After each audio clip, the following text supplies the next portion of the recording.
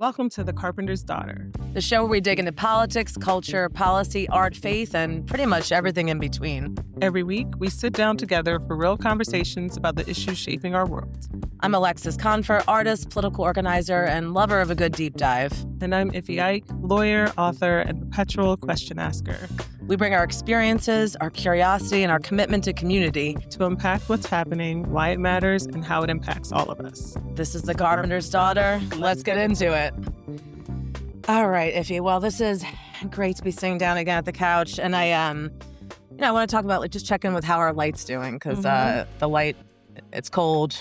The light's dimming. How's your light? How are you showing up today? It's cold, but also happy Chinese Lunar New Year. Happy Lunar New Year. I think it's the year of the horse, if I'm not mistaken. That is the word on the street. That is the word on the street, and the streets are actually celebrating right behind us. So in a lot of ways, I feel like it's always really cool to celebrate anew. I do think that as I get older, I am not a December 31st cut off the year person. I need a little bit more time.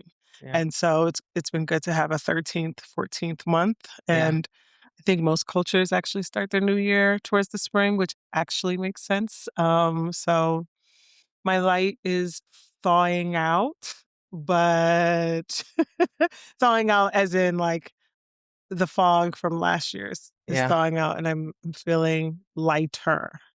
Yeah, I mean, it's a really good point. I feel like I am not ready to jumpstart right after Christmas, et cetera, dig into the new year. Actually, my theater company has started doing our holiday party at the end of January, because we're like, when do you actually need to come together? Because you're starting to get depressed because it's cold outside and meaningful. So yeah, it's been good. Well, my light's doing okay. I'm feeling like there's a lot of great projects and energy, and actually that's kind of why I wanted to have the conversation we're going to have today, because I feel like you and I have historically more been like policy, movement, political spaces in the sense of people knowing that about us.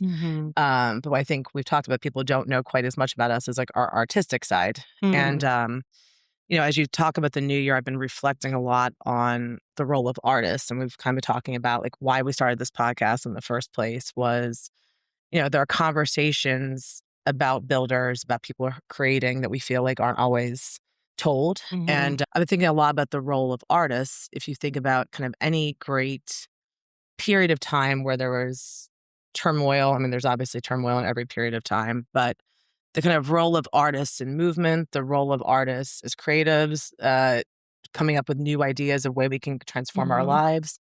And artists is a form of healing and being. And so, for those who don't know, I've been doing acting and theater since I was 14 years old. But even before that, growing up in the church, always singing in a choir, performing in the pageant, the Christmas pageant, or whatever it might be. And so today I just want to talk a little bit about like, what is the role of artists in this moment in time and the role of creatives and how can art be a form of resistance? So we talk a lot about the salt of the earth on the show, and in the salt of the earth section, it's about who are kind of the artists that we're really seeing exemplify that right now? Or is there something in your own life that you're practicing in a creative setting? And that's what I've been ruminating on. What's come up for you?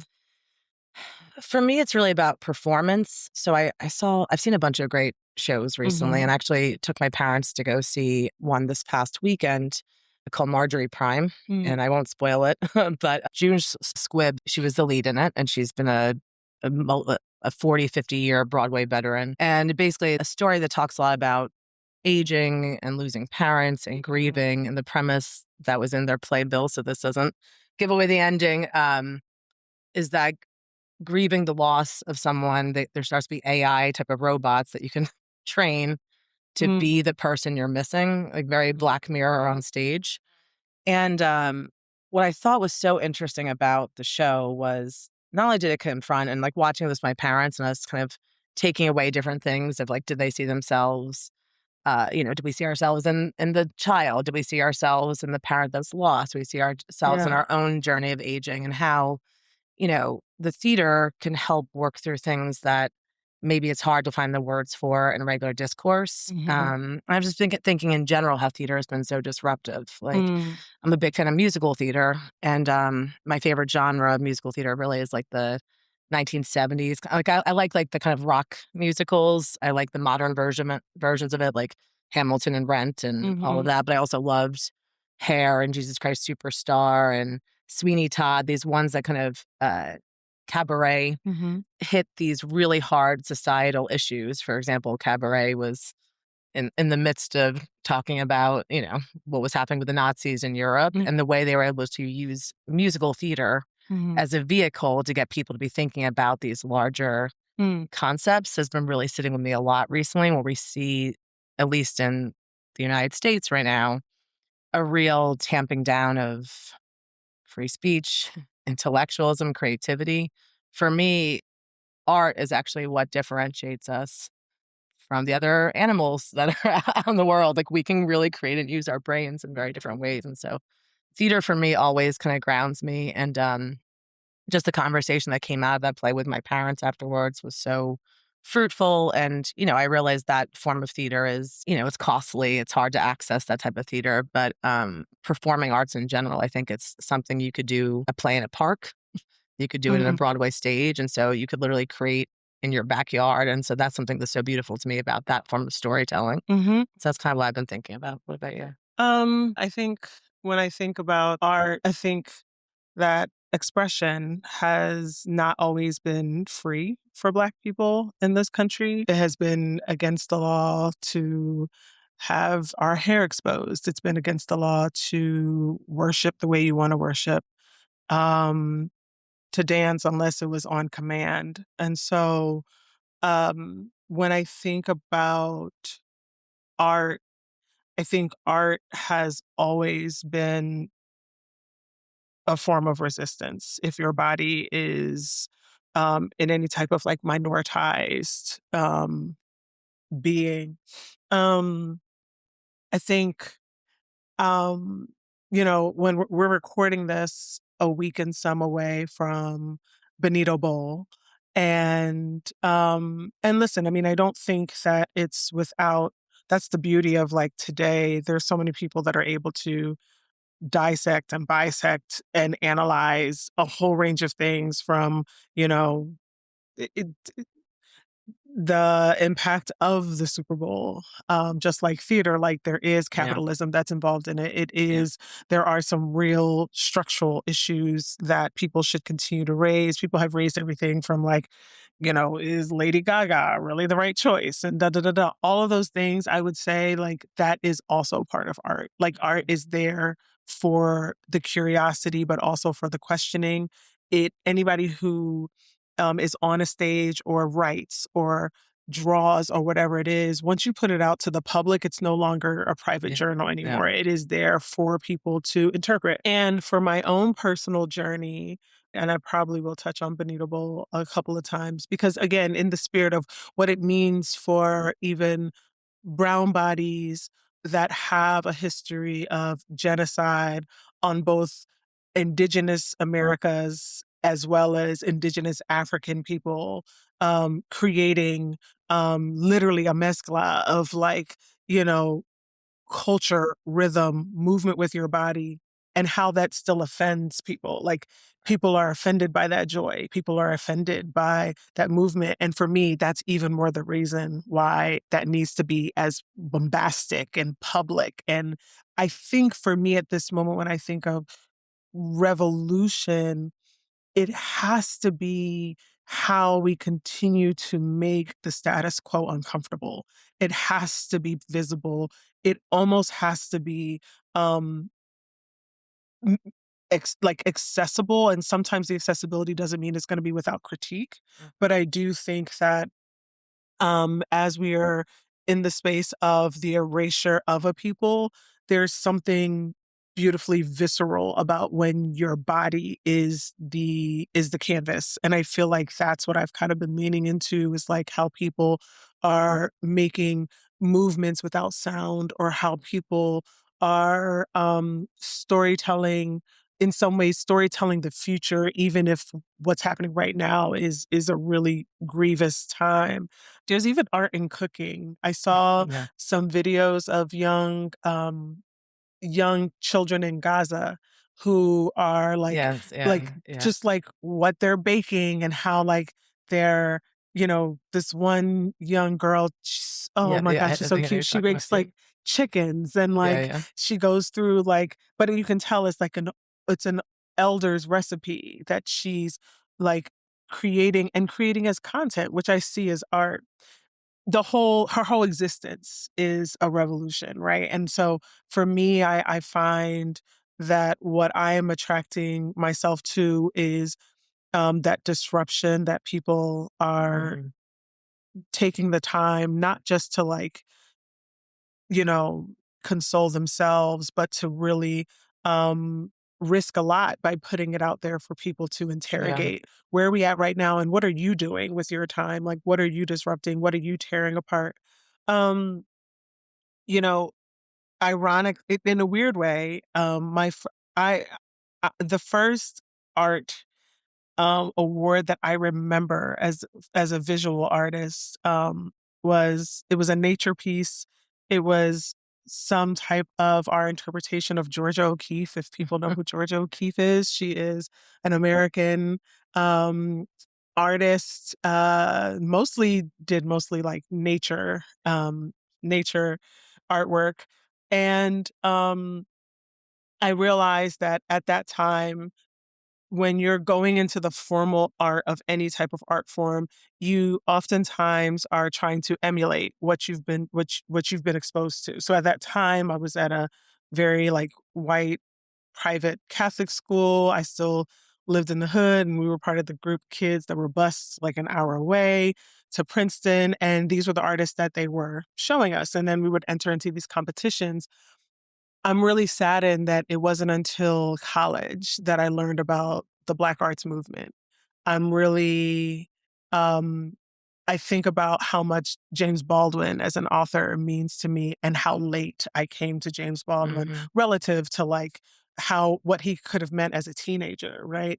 I am fortunate that I read things like, you know, Alex Haley's pieces of work, including the autobiography of Malcolm X, very young, like in eighth grade, and Mhm. really was like, oh my God, there's a whole nother library out there of stuff, of expression that I don't have access to, but it exists. And Mhm. so I do think part of what this moment for me is not just about the recreation, although I have been getting the writing bug again. It's also in the discovery and rediscovery of those artists that we don't tend to like, that intentionally have not been put at the front and center, especially if we're talking about those that embodied revolution as like the elixir of why they do what they do. Yeah.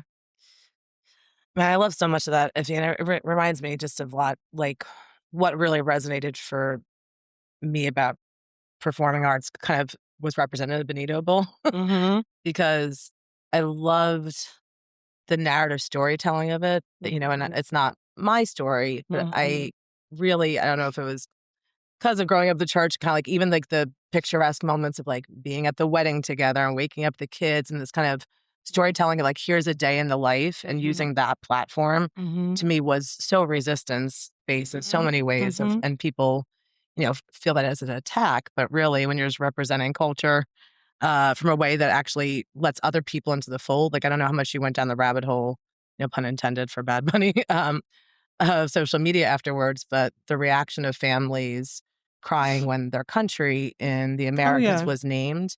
And to me, like that is the revolutionary form of art and creation is people feeling represented and seen in it. Mhm.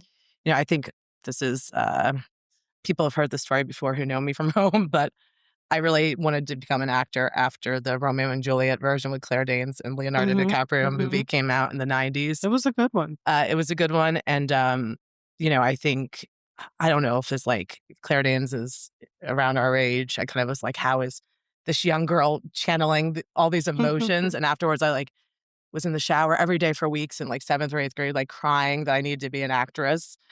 And, once I started doing, the acting at school, I got into the drama club. My first production was Our Town. I played Rebecca Mm, Gibbs. I had about 5 lines.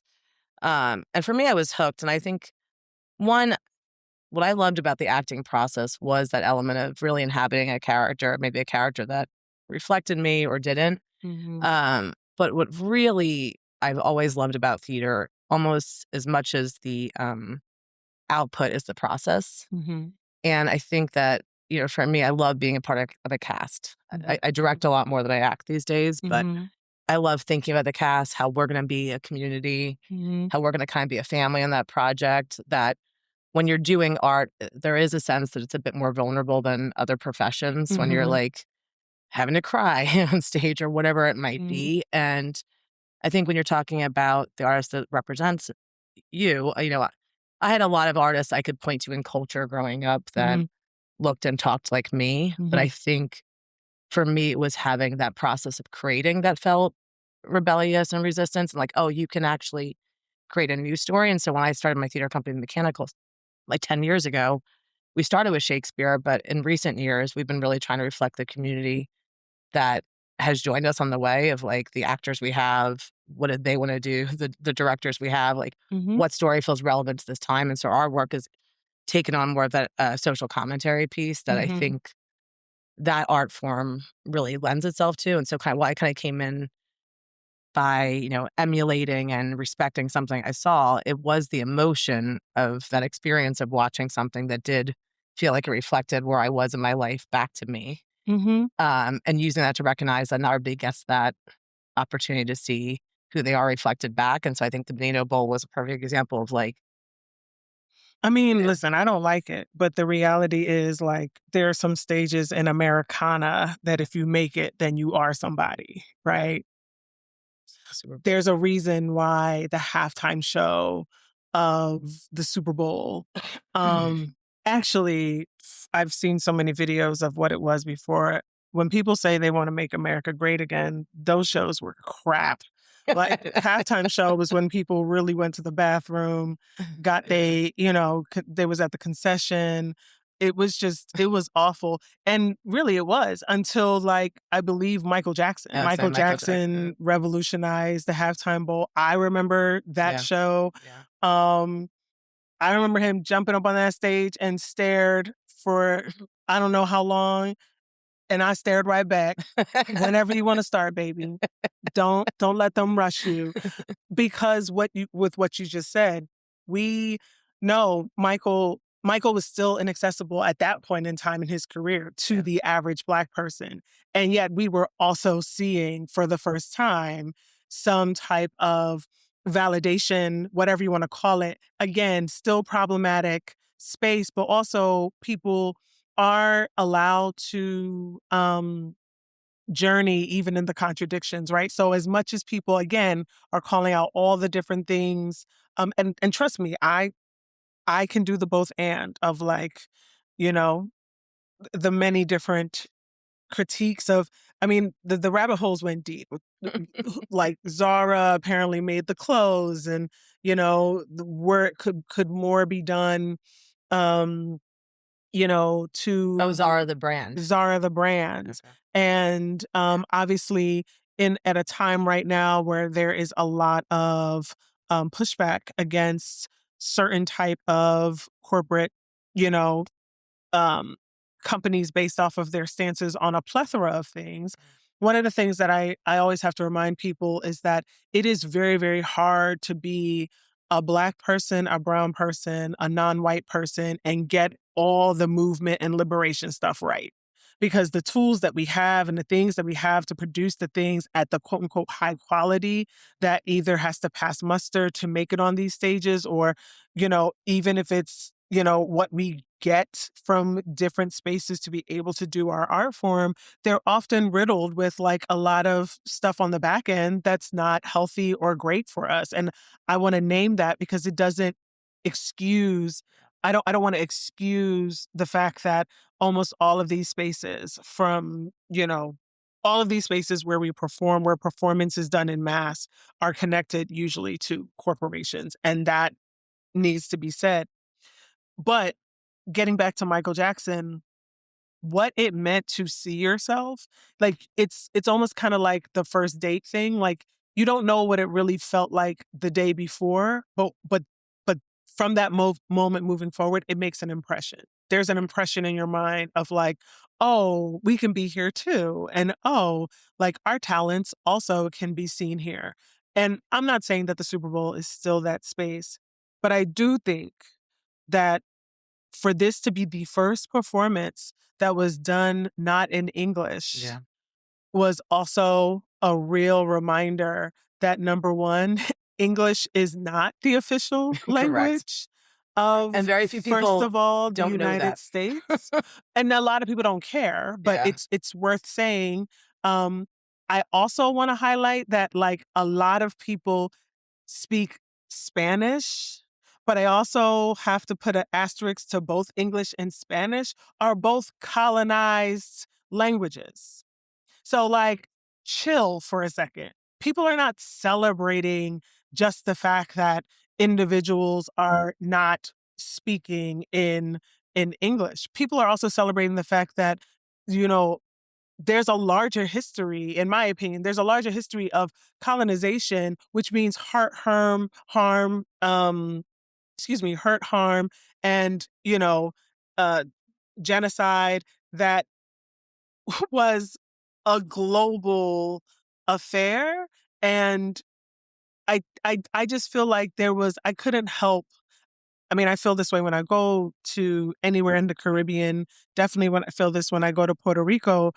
And they definitely also have it presents itself in different ways, colorism and um at times this kind of this mythology of like, oh, we're a blend of all of these wonderful like we've been able to get it right that like African and indigenous and European cultures have come together and they're blended perfectly together and that's what makes us this race. No, it was actually really, really, really like beautiful to see him find different moments to highlight the unique indigenous cultures Yeah. that make who they are. And as shout out to this content creator who's also an amazing advocate, Dominique Morgan. Um, what she said after the show was like, listen, I don't know, I don't know Spanish, but I know vibes. And I knew what she meant. Like she Yeah. was like, I understood like what it meant to go, like you said, through those different scenes. I know for me, the scene that really caught my breath was when I saw the workers on the electrical poles Yes. because I knew what that was about, and Yes. I knew that that was going to go over a lot of people's heads about what it means for individuals who are still being colonized not to be able to afford where they live, rising prices on everything, workers who are mistreated, oftentimes people in your neighborhood fixing utilities, risking their lives just to have the basics, the things that we don't even think about today. And then there was a moment when they were all leaning and they were moving. I saw the behind the scenes of one of the stunt people as the flag. So they're all literally waving as the flag. And I feel like there's so much about that as to like the people that you all don't even think about are literally the backbone of this thing that you call patriotism, this thing that you call America, right? And I I think he is and should be, if he's not okay with all the contradictions aside. It was in a moment right now where people can't even safely go to work. Their kids can't safely go to school. I loved that I loved how he used that time. And again, Yeah. getting back to art, it is it's a reminder that art isn't intended to be cute or is not intended Exactly. to make people feel comfortable. People are still talking about it. And the last thing I'll say about that is I just saw him perform in Argentina. He looks about 15 pounds lighter because he doesn't have on a bulletproof vest.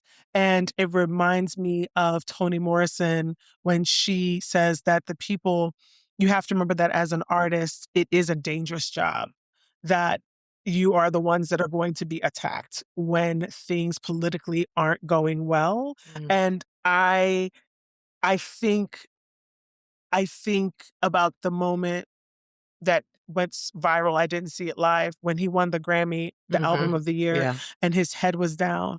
I think at that moment he understood because he was also wearing a bulletproof vest. I looked at him, I was like, he looks really weird in this picture.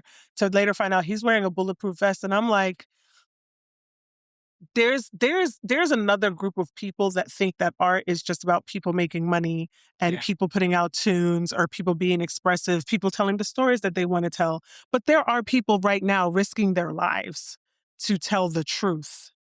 And I just think that also has to be put out there, that every artist is not experiencing the same experience at this moment, that there are people out there telling stories, and also because they told the story, they have now made themselves a target.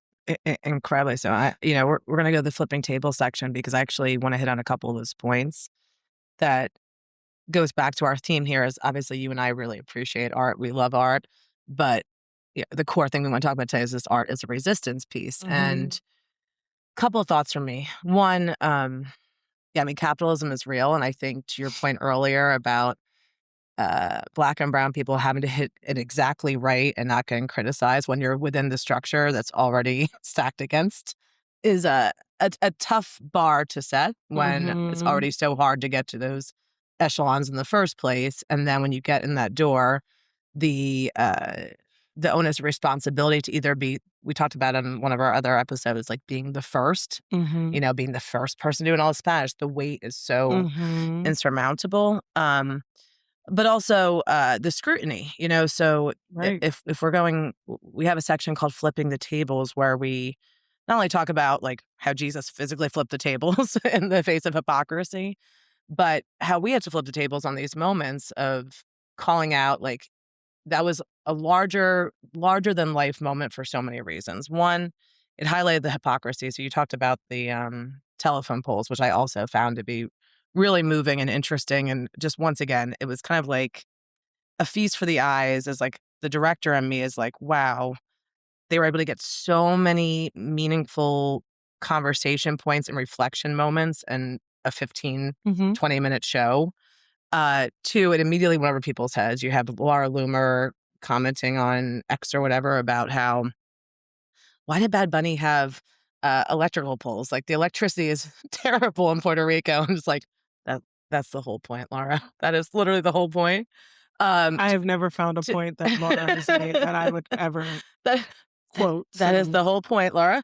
Um, but secondly, the piece too, to your point around Black around bodies, like the movement element of it. And so immediately you have people saying that they're Republican Congress members saying they're going to investigate the show for the lewd sure. acts of dancing, right? Mhm. And uh, with zero irony, zero thinking about the fact that if you look across like football history, for example, alone, and the role of cheerleaders, from the Dallas Cowboys to others, and talk about different types of movement. I mean, there's been an objectification of women in all of these roles over the course Mhm. of the history of that sport. So I felt the clear kind of conversation coming out of that around like the immediate hypocrisy of even like the alternate halftime show, which we don't have to spend a lot of time on that lack of Because art no because today's is about art and no nobody. one watched it. Yeah. But yeah, so it had me thinking a lot about like the scale we do, and it also had me thinking about, to your point, who can create art. So I was looking at some stats for New York City, and 50% of artists in New York City make below $25,000 a year, and then about 80% of artists make below about $50,000 a year to live in New York City. Mhm. And it just also even shows, like, I'm thinking a lot about the way we invest in art, the way it's one of the first thing that it's cut. Mhm. Like, I played sports in high school. I know you did as well, Mhm. but I also was in the drama club and I was also in the Yeah. choir and singing and creating. And if you see any sort of like budget cut, it often frequently goes to the arts. And so Mm. there really isn't a livable wage that's prioritized for people to create their arts. And to your point earlier, also the types of art that gets funded or highlighted Mhm. also has to go through that prism as well. Like if you're going to Mhm. do a a piece that is more traditional storytelling from whatever culture it may be, there's just not funding or expectation for that space. And so if you have to go to the funding in the capitalist system to get your art on the stage or into whatever venue it is, Yeah. there's a tricky thing there as well. Yeah, I don't so I'm gonna challenge and say that I don't think that that actually stops artists. I'm wearing a No, shirt with certainly not. Basquiat, Yeah, here, and New York City, I mean, some of the most expensive places to live in right now, Chelsea, Hell's Kitchen. I mean, these were historically, at one point in time, artists' havens, multiple artists living with each other in these spaces. The overlap between art movements and queer movements were so strong, and a lot of it was because of the economics of it. Um, New York City is notorious for um, Mm, being how do I say this? Getting the getting a reputation for being a home of art, um, while also it is fair for people to scrutinize, right? Like, people say, like, "I can tell, where your heart is by where you put your money," and I think that most communities New York City may do better than other spaces, but you're absolutely right. Like, I think that most spaces tend to fund also way more traditional sure. venues. Um, Having worked with Broadway artists, especially during the reentry from COVID, and just hearing about the structures of what does it actually mean to be, for example, on Broadway. Well, there are only about 7 or 8 companies that can actually fund to get things in Broadway. So you're talking about an extremely small pool of individuals that give the green light of Users, who yeah. makes it.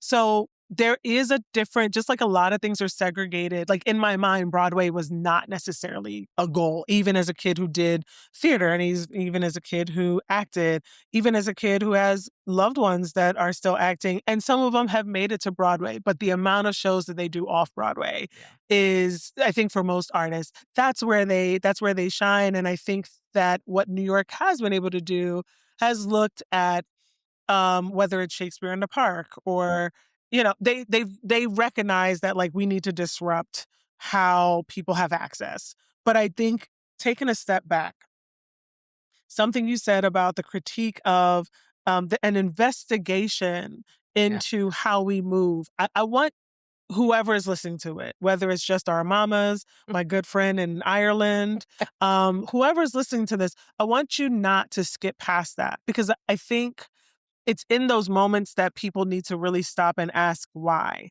When we started this, I started by saying that there were laws literally in Yeah. place to prevent certain bodies from expressing themselves. And now we are in 2026, and there is an investigation into how Black and brown bodies were moving. That, to me, is sometimes where I recognize that, like, we don't we don't necessarily know how to protect the little bit of the liberties, Constitution, whatever it is that we feel makes us American, or proud of this nation. That should have been a flag, but they knew it wasn't a flag because most people didn't necessarily know or have a reference point as to why that matters. I think most people that are kind of more left leaning kind of look at it like, oh, that's ridiculous. And then people who feel like they're way more on the evangelical right side felt offended, right? So they don't feel offended when they see mostly white women bodies Correct. gyrating Correct. every weekend, because our society has never had a problem with mostly white women being seen and objectified and subjected in a certain light. And it has been rewarded, right? Like, it's our standard for beauty, for modeling, for a whole range of industries. But it is also equally important that people should know that um, it is intentional that people don't know that our bodies have been policed. And some of that has to do with, and I'm going to say something that's kind of off the wall, but some of that also has to do with, like, the guilt that whiteness has about being attracted to Black and brown bodies. You would have to actually admit that like there is something moving about when a body that you have deemed as non-human, a body that you have legislated to be chattel, like a body that you have regulated on how they can express themselves, even when they're worshiping their God or worshiping their creator. I do think that people need to like really think about the many times that they have looked at Black women twerking and been like, that's gross or that's ghetto. Or they have looked at, you know, people's bodies and made judgment of it. I think he brought to light not only the fact that we're allowed to be human, artistic, sensual, have fun and joy, but I also think that right, like shortly after knowing that there was an investigation is literally proof. Like America keeps showing proof of how they do not believe that everyone actually has the right to art, that everybody has the right to express themselves, right? And it's ironic because I don't actually think that I don't even think that in that investigation they thought anything about Lady Gaga, which for just the way that she is able to express herself, like some people have seen some of her artwork as like out there and lewd and whatever, however you want to view it, however you want to judge a it. dress one year. Remember that one too? Never heard of anybody an elected official saying that they want to investigate Lady Gaga. And that's my point. I think that's also why he strategically chose Lady Gaga, but that's a whole separate conversation because you're literally creating this image, I feel like, of that image of like King Kong and the white woman that he's holding on like the Empire State Building, like that infamous picture. Yeah. It's that like, okay, fine. You want something that makes y'all feel safe? Lady Gaga. Like, I think there was a little... I think that... there was a lot of that. They straight up basically said that. This is what you want? Or whatever. The one line he said in English, right, the whole show is this what you want? Or whatever, something along those lines. And so I just feel like there's definitely the person who loves art that's not as polished, but also the lawyer in me really, really wishes that we revolted when we see that people are trying to take something that was literally our first gift, all of us from birth, is that we all are able to create. Exactly. We all have the right to create.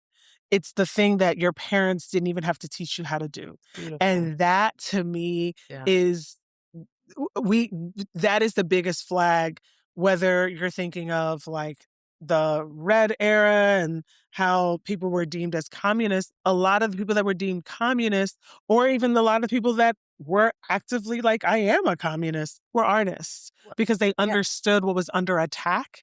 And I just feel like I see history repeating itself. Absolutely. But I also see artists, like there's some artists that know their history too, of like, okay, we can't do safe art anymore. We got one chance to push it. What are you going to do and how are you going to push it? And I think as we're talking about flipping the tables, that's where I think folks need to be thinking about, sure, there are a million stories you could share. What is the radical story, the most radical story you could share right now? And how can you be clever about it and coy about it or blunt about it or splatter paint about it or fucking paper mache, whatever it is. Yeah. But I do think we have to recognize that like art is the one thing that can't be regulated even when they try. Yeah. I feel that. I mean, it's one of my favorite plays is The Crucible by Arthur Miller, which I love it. You mentioned the Red Scare. And for those who don't know, I won't spoil it, but The Crucible talks about the Salem witch trials. And, girl, you can spoil it. That shit is so cool. If you don't know The Crucible.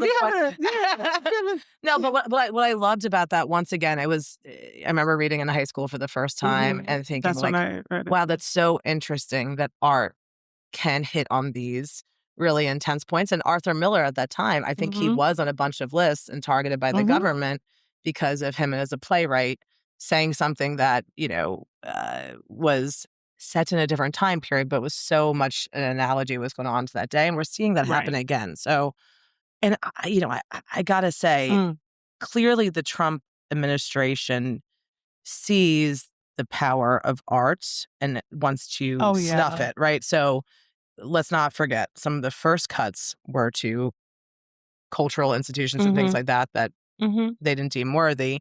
Then there's the whole rebrand of the Kennedy Center, for Mhm. example, Mhm. a place that historically has had groups from all over the world come to Mhm. present all different types of backgrounds and cultures. And yes, it's in DC, and yes, it's named after a white male president. But that Mhm. space in DC itself, I think it's very meaningful that it's a predominantly Black city, that there's so Mhm. much cultural people who are from there. And so Trump has tried to get a control on the more mainstream arts and culture. Mhm. He's a wielder of culture himself in terms of the way he gets his cult of personality. We forget that he Right. also came up as an entertainer, Mhm. not not as a political person. And Child, nobody forgot that. yeah, and Mhm. so it's really fascinating to me that so many people they know the power of art. I was saying to you before as we were getting ready, it's been really moving to me. We're several weeks into these ICE raids in Minneapolis as we're recording this, Mhm. and just the amount of people coming to, and you and I know this from movement and protest space, but like coming together in creative forms, right? You kind of started months ago and like with the Portland inflatable animals and kind of the creative protests we were seeing in the Pacific Northwest, and now, Mhm. multi harmony songs that are being, almost flash mobs to kind of protest ICE and call people in. And so they fear the power of art because art has the ability to transform minds. Art is so uniquely human, to your point, as a kid. I mean, some of the first things you're doing is trying to make sense of the world. I used to like take my crayons and make little families and storylines with that big box of crayons. Like there's Mhm. so much power and potential that's unlocked when someone's truly able to say like what moves me, what inspires me. Mhm. I went to this creative change retreat a bunch of years ago with the opportunity agenda. And it was all different types of artists coming together. So there were, comedians, there were theatrical artists, there were graphic artists. And I was sitting next to another person who we were listening to a speaker, and I was writing notes, like things that kind of stood out for me.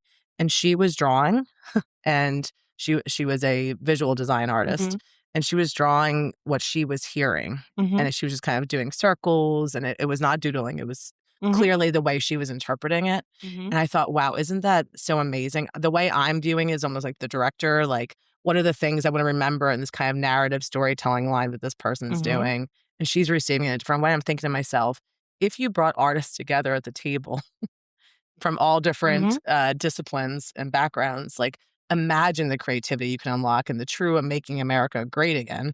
Uh, Mm. how great could America be Mm. if everyone was able to bring their creative, authentic self to the table and not be policed and not held back? And so I'm sitting in this flipping the table moment of just mad yet again about the hypocrisy. The women on the Super Bowl stage are being judged for showing their bodies and gyrating too much, but yet we just had the Sydney Sweeney, jeans ad piece where But I she was, think barely dressed. It's just the hypocrisy of the moment, but but I also the think so systems only work if people perform and uphold them. yeah, And so sometimes we don't look at perception as a form of art, but all of this shit is orchestrated. And it's orchestrated to um most times not to be conflictual. It's orchestrated. The perceptions that are manufactured, all the shit that Trump is doing, and people can push back on this, but Trump is doing what he's doing because the blueprints have already been there. sure. He knows that the majority of, even in the world of women, like he constantly challenges whether or not women are actually for each other or against each other Yeah. in so many different ways. So I'm going to push back and say, I don't actually see too many white women saying, this is actually fucking ridiculous. All femme bodies should be able to express themselves. And you know what, you guys? You figure out what to do with your dick in the pants, okay? Like, you guys need to figure out, you know, like, what is your problem with your attraction, or what is it your problem Yeah, with? exactly. I think that that's something about when I hear the word resistance, I think that there is a feeling at times that non-marginalized communities attribute to that as to like, I want to be on the right side of history. But I'm like, no, pause. Resistance means resistance to what? What are you resisting? Can you call out the behaviors and the attitudes, the standards, even your own comfort at times or discomfort that is being challenged at this moment. Because we can all kumbaya and march together, but there is a reason why, and we've talked about this, there's a reason why mostly white spaces feel fatigued with keeping up movements when what they're also saying but not saying is, but for the people that have to do movement, for the people that have to do protest, y'all stay out there, but I'm tired. And I think that we have to flip it. And I think we have to, it shouldn't have to wait till people that are from our communities are killed. But the reality is, we are seeing a lot of what we're seeing in Minnesota, not only because of the murder of 2 white people, but we are seeing, I am not seeing as much of a conversation about why you're not seeing this type of mass protest when children are being stripped from their cars or mothers. Is because those communities also can't afford to go out in mass and protest and resist as openly because of the way that they're being targeted and attacked. And don't get me wrong, there have been King's Day, like there have been disruptions, and I think disruptions need to keep happening. But I do think that when it gets to this space of, I hear a lot of talk today about resistance, revolution, liberation, and I'm sitting there like, and how many have you studied? Like, it's not about a feeling right now. Do you understand that, like, there are many of us that do recognize that this could be the last podcast that we speak on, right?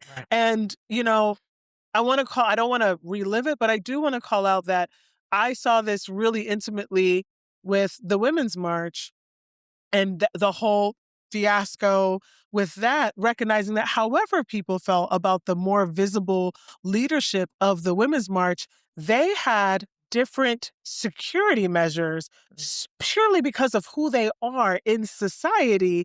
And that should have actually been a concern of the majority of those who participated, who were in a much more privileged space and state. So as we think about art, there's this, I can't remember it off the top of my head, so I wrote it. There's this author, artist. She's actually one of the early architects of the Black Women's Studies program at CUNY here at Toni Cade Bambara. She was raised by one of our past guests, Sasha Hutchings, with the quote, "The role of the artist is to make the revolution irresistible." But there's also this one quote that I like to reference at times just to quiet my mind. And she says, "Revolution begins with self, in the self. We'd better take the time to fashion revolutionary selves, revolutionary lives, revolutionary relationships. Mouth don't win war." And when I think of that, in a space where there's so much opinions, so many podcasts, even though please continue to subscribe, follow, and like our podcast, there's so many thoughts and opinions. It's important to remind people that your opinion alone is not going to win the war. Okay. When people say you go to the ballot, make your voice heard at the ballot alone is not going to win this war. Yes, go to the ballot. It is a necessary step. I never thought voting was revolutionary because we all still can't vote. What will be revolutionary is when we all can fucking vote for free without any hindrance to being able to vote, right? That's revolutionary. So I just feel like in this moment, I want people to recognize that it's not just the performance. It's how you are using art to bring people together so you can have those hard conversations. It's how you are seeing art in your personal spaces to reflect on yourself. But even on top of that, I do think we have to figure out every space is not Super Bowl halftime, but whatever the fuck is the Super Bowl halftime in your life, in your space, you got to disrupt that shit. You have to, right? And you have to hold that there will be contradictions. Everyone is not going to look at you in a friendly light or manner. But that, I think, is the point of art at this moment, right? It can't. It just can't be friendly anymore. No, and I think, we're right to say also what spaces and what's going to people willing to put their bodies on the line for. So you and I, we've been talking about this podcast for a year. We've been friends for a decade plus. And,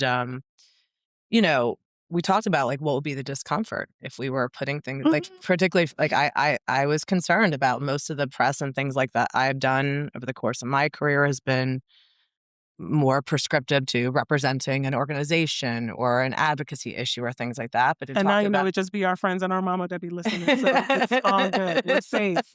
We're so it's a safe. very safe space. Hey, Trish Confer. But, I think about this, to your point, we've talked about the fatigue of the movement spaces. I've Mhm. talked about how I've gone back and forth in the gun violence prevention movement, but I'm not a survivor myself. And even think about our form of like, that I can sit here and work on this podcast with you, Mhm. is an incredible form, version of privilege and ability to be able to Yeah. produce. And like my theater company, the mechanicals means the world to me, but like it's expensive and hard to produce these theatrical acts. And so, I think in this space, when we feel like I'm deeply concerned about the amount of people I know who are creating of like, where will their voice be muted? Of like, particularly people are putting it online these days. Mm. I mean, with these kind of attacks, I'm not trying to make you put your full legal hat on right now, but I see a consistent attack on several civil liberties and people, even people who are trying to do comedic piece. Like, for example, at the same Grammys where Mhm. Bad Bunny won Album of the Year, Trevor Noah made a comment about Trump and the Epstein files. Right. And like clockwork and the predictability that we know from this president, a 1 a.m. Truth Social piece comes through about how Trevor Noah now has to be investigated because he made a joke about Trump. And for me, Didn't that other comedian also though on the Golden Globes? I don't know who that white woman was, but oh, yeah, she she did. also She she did. also made Yeah, she did. statements, several. Yeah. So And so immediately sorry, I see a it's, trend here. yeah, definitely, certainly a trend. Uh, but comedians, for so much, I'm a retired improviser, if I want to call myself a comedian the way Trevor Noah is. But comedians historically have shined that light on what's going on. Stephen Colbert literally got canceled Mhm. by his network. Like, what kind of hope do we give people in this moment? This is like the flipping table section where it is such an act of resistance and it's a situation where you could be on some list or have things happen to you. Like, how's the average artist in this country right now work on that with that fear, or do we just go brazenly into the night? That's why I kind I of don't I don't think any of the people that we mentioned are average, and I think they know that. not the folks we mentioned. I'm saying for the person who doesn't have that millions of dollars to Yeah. hire lawyers afterwards, or No, but I'm saying that as a point of, um, I I didn't create poverty. So I say this may sound weird to some folks, but there is some blessings with being poor. Um, A, because you didn't create the economic conditions, but B, because I don't really give a fuck. Like, I think that if this is kind of getting what Toni Cade Bambara, like, there has to be a a revolution within yourself. mm, So if you don't I can't make that for other people, but I think that, like, as we close, I do think that folks have to really I don't think that there's a prescription that anyone can give you as to anything that's gonna make you feel comfortable. If there's anything that makes you feel comfortable from this lawyer, you should know that I am never going to be the person that believes that a law gave people that look like me any type of freedom. Disruption did that. There is no type of law that gave people that look like us, gendered like us, the right to vote. Disruption did that. There is nothing that came in this society without disruption. And anything that came through disruption is going to be challenged, right? And so if you can't reconcile that, then you're always going to think that you are in a space where there is some type of landing ground called comfort. I also have never had the privilege of privilege. So I'm not in the space to think that there's not a place I'm running back to be like, right, oh my God, this was the good old base, the days. good old days, and I was safe. So I think the real question in a lot of ways is how do you want your art to be known? I'm going to raise Alicia um, Shillingsford. She's part of a group called Intelligent Mischief. Our team works with them a lot when we're directing different type of activities on the ground. with movement activists and organizers to remind them that they are also not just worthy because of how they contribute to movement. They get to design the future. She's an Afrofuturist, and she always starts her prompts with a question. So one of her questions is like, are we dreaming big enough? And she always asks this during MLK Day. She knows it's a day that we're all fatigued with, like the quotes that people make people feel good and whatever. So for a lot of us, we kind of are like, you know what? We're not even going to put up I have a dream quote. She actually does the opposite. She's like, no, if that dream, that wasn't actually just his, but that's a whole separate conversation. But if that dream can bring that many people to radically think differently just off of saying I have a dream, then are we dreaming big enough? Should more people be dreaming in public? So I also want to call out that there are artists doing this work, and it doesn't always look like flipping an actual table. They're trying to get people to flip a switch in their mind to be like, yo, fuck comfort. We're all going to die soon. We're all going to die at some point. And I'm not saying your life doesn't matter. I'm saying make your life matter. Like make it matter more than the comfort. You know what I mean?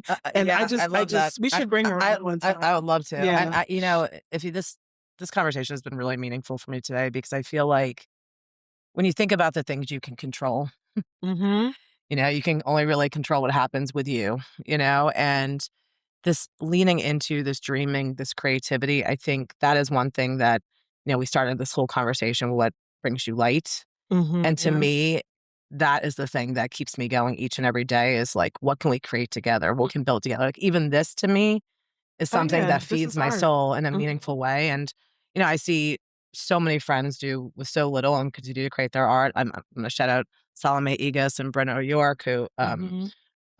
O'Rourke, who have done incredible work with our theater company of working with repurposing, Ecuadorian stories, and how do you bring that to the table in terms of a performance art. And we did a great show, Our Lady of the Clouds, last year, and that was almost all in Spanish, about half in Spanish for our audience, and like pushing those boundaries where like our audience had to sit in that discomfort of not knowing the language. And so I think I am honored to be in this conversation. I think for all the artists out there, the more you can push those boundaries, find the disruption in it, be brave, be fearless. I think that is kind of the moment we're in and what the moment calls for. And very quickly, even if it's just creating something that they're trying to erase, right? Yeah. Like when I think of in Harlem on 116th Street, when people go and see like the African shops or the whatever, they're BA. So even if it's a culture that's being erased, if you're connected, like maybe it's that dish that when it comes to the potluck in the office that you're bringing, or maybe it's that pattern that's going to make somebody ask, where does that pattern come from? Curiosity. Like, I think there are ways that we have to recognize that at least on this soil, there's only one community that can claim it as their own. Everyone else, right? Only one community can claim it as their own. Another community that was forced to be here to build it. And the rest of the community, unless you're part of the 1%, that has literally inherited and struggles every day to make sense of what does America mean. We have to show it. We have to show what American means. And we can't have people dictate to us anymore, like what that means anymore. And I think art is part of the answer. I love it. Well, that's our show for today. Thank you for spending time with us and for being a part of our growing community. As always, keep asking questions, keep taking care of yourself, and keep showing up with intention. Ify and I will be back next week with a conversation, more curiosity, and light. At least we think so. Until then, stay grounded, stay hopeful. See you next time on The Carpenter's Daughter.